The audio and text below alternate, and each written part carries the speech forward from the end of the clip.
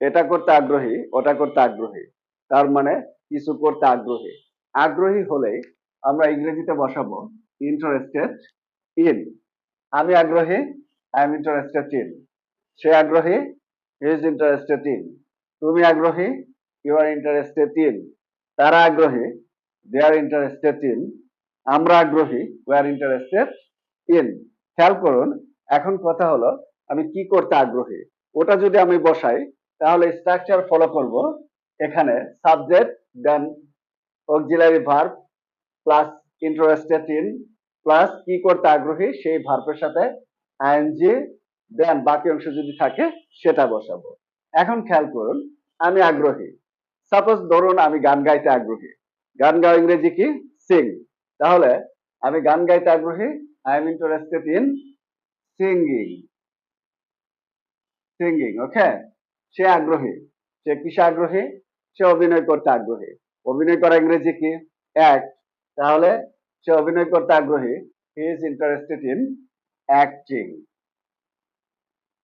Acting, okay. তুমি আগ্রহী। ধরো তুমি কিসে আগ্রহী? সাঁতার কাটতে আগ্রহী।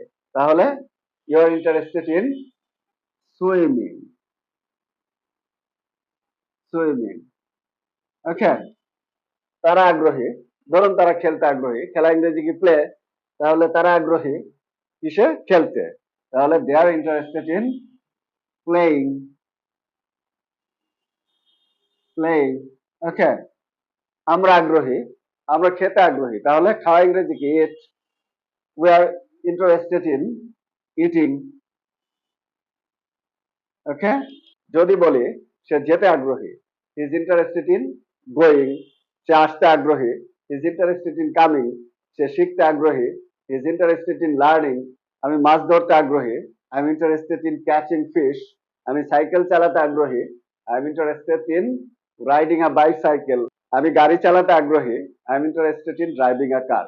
এভাবে চাইলে আমরা বাংলা দেখা মাত্রই এই স্ট্রাকচার ফলো করে এই সেন্টেন্স গুলো বলতে পারি ইংলিশে। খেয়াল রাখবেন, আগ্রহী মানে ইন্টারেস্টেড ইন। এখন কথা হলো সে তোমার প্রতি আগ্রহী, এটার ইংরেজি কি হবে?